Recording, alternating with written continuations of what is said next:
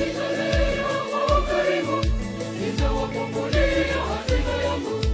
Mkinitolea kwa ukarimu, nitawafungulia hazina yangu.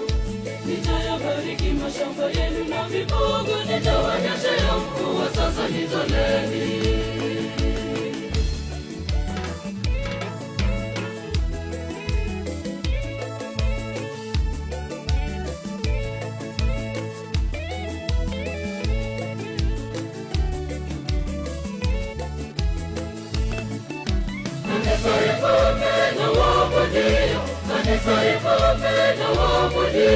Watembea mwendo wa maringo, kutolea Mungu sadaka ya mavuno yao. Kanisa ivuke na waabudio, kanisa ivuke na waabudio.